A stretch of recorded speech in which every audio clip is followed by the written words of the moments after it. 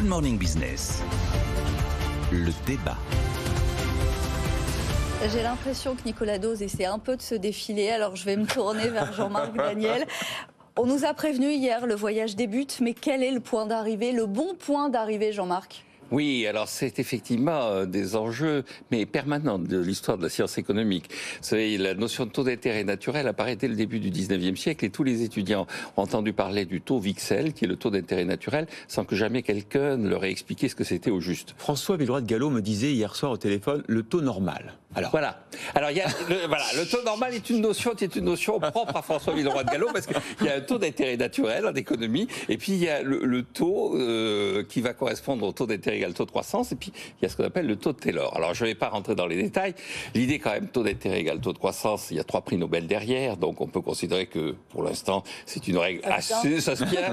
Donc c'est Solow, Maurice Allais, un Français, et puis Edmund Phelps. Et alors si on regarde quel est le taux de croissance potentiel, le taux de croissance auquel on devrait accéder, en zone euro, vous avez croissance potentielle liée à la productivité 1%, inflation que l'on accepte 2%, ça fait 3%. On devrait avoir donc un taux d'intérêt aux alentours de 3%. Vous nous le faites à 3. Oh, je le fais à 3. Ben alors ça, c'est en valeur moyenne. Il y en a un peu plus, je vous le laisse. Voilà, à 3%, je vous le fais. Bon, alors on peut éventuellement commencer à négocier sur la base des 3%. Ensuite, vous avez une formule qui est la formule de Taylor. Donc John Taylor, c'est un économiste qui, dans les années 90, dit mais la Banque centrale, elle doit s'adapter à la réalité. Il y a le cycle, ça bouge un peu partout. Donc elle a un objectif qui est de 3%. Et puis, suivant les circonstances, elle est en dessus ou en dessous. Donc elle tient compte d'une part de la situation d'inflation. Si l'inflation est très forte, il faut quand même augmenter ses taux. Si l'inflation est plus faible, on peut se permettre effectivement de baisser les taux. Et puis la position dans le cycle. Si le cycle est en surchauffe, il faut cogner. Si en revanche on est en récession, il faut extrêmement être au contraire faire baisser ses... Alors si on applique la formule de Taylor, à l'heure actuelle, dans les circonstances actuelles, avec une inflation prévisible annoncée par la BCE à 6,8% sur l'année, avec une position dans le cycle qui, quand on regarde les chiffres de l'OCDE, on est en dessous de la production potentielle d'environ 2%, on arriverait à un taux de 5%. Ah, vous nous faites à 5 maintenant. Alors à 5%, c'est assez violent. C'est assez violent.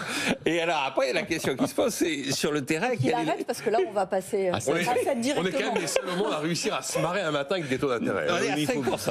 Mais donc, est-ce que la Banque centrale, donc là, il faut demander à M. Villeroy de Galhau, est-ce que la Banque centrale est prête à aller jusqu'au 5%? Est-ce qu'elle va s'arrêter à 3%? Elle a un dernier enjeu, c'est la conséquence de cette décision de politique monétaire, c'est les taux d'intérêt auxquels empruntent après les trésors publics. Et donc, les trésors publics, ils devraient emprunter au taux de croissance égal taux d'intérêt, donc au taux de croissance potentiel.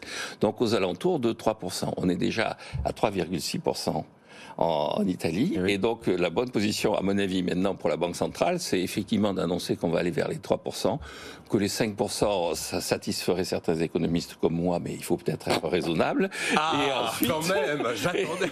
Et ensuite, qu'il faut dire que l'Italie... Il met de l'eau dans son bain, vous avez vu. Que l'Italie et la Grèce ne se seront pas... qu'on ne laissera pas tomber l'Italie et la Grèce, et que la Banque centrale va continuer à racheter la dette publique italienne et grecque, donc que les marchés peuvent se rassurer sur ces deux opérateurs. Comptez sur Audrey et moi pour poser des questions elle va acheter la Banque centrale les dettes quand il faudra. Elle l'a dit, Christine Lagarde.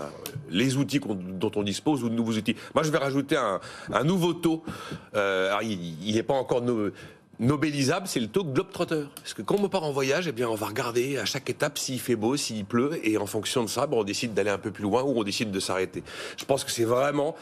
C'est un monde qu'on ne connaît pas, et toutes les précédentes très fortes hausses de taux, c'était jamais avec des niveaux de dette pareils. Donc, à mon avis, on va y aller fine-tuning, on regarde à chaque moment de l'année, début 2023, mi-2023, où on en est. On verra si on peut se permettre d'aller vers le taux idéal, le taux Daniel, le taux... Méfiez-vous, Jean-Marc, parce que Nicolas Dose, avec son taux Globetrotter, pourrait très bien être nobélisé avant vous. Hein. C'est possible, c'est possible. Il y aurait le taux Wicksell, le taux Taylor et le taux Dose. Après tout, pourquoi pas? La question qu'il faut poser désormais à Villeroy de Galhau, à M. Villeroy de Galhau, c'est est-ce que la BCE est prête à aller jusqu'à 3% alors qu'elle devrait aller jusqu'à 5%? On a bien compris la démonstration économique. On va poser la question. Merci beaucoup, Jean-Marc et Nicolas.